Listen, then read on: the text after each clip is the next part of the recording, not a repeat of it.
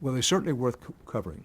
The answer is yes, they're worth covering. And I believe in gavel-to-gavel coverage, that while they are more, I started to say propaganda, and I'll go ahead and use it. They're more partisan political propaganda now than anything else. Nothing's decided at the convention of any importance. In 1968, they still decided on the party platform at the convention. They decided on the candidates at the convention. Now, none of that is, oh, that's decided before you ever get there.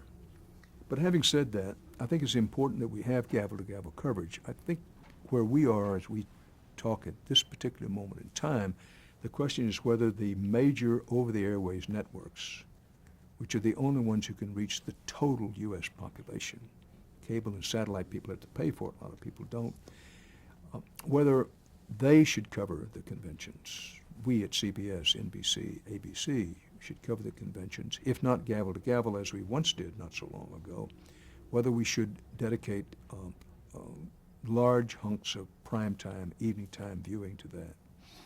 I favor that, but I understand why those who have decision-making power at the networks have decided otherwise.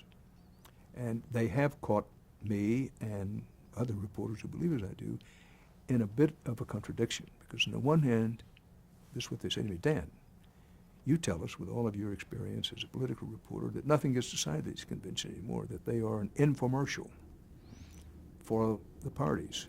And on the other hand, you say that we should give huge amounts of time to them.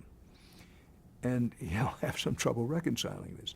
What we have right now is the cable networks and satellite networks to a degree are there for, if not gavel-to-gavel coverage, something akin to that. But as bad as they are, and I do think they are bad, the conventions now, in the sense that they just pump out the partisan political propaganda, that if you watch and listen carefully, that you learn things despite them. And also we're in a period where I think the responsibilities of citizenship are not in the forefront of people's minds as much as they were, and particularly in a presidential election year. And anything and everything can be done to bring that to the forefront of people's minds and keep it there. I think it should be done. But I recognize that my view about that is considered rather archaic. I think it's a civics lesson. Yeah.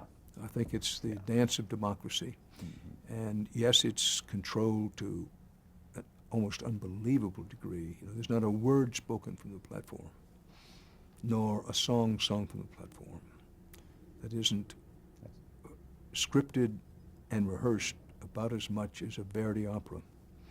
But again, I come back to, if you watch and listen carefully, you'll learn, and it's worth learning.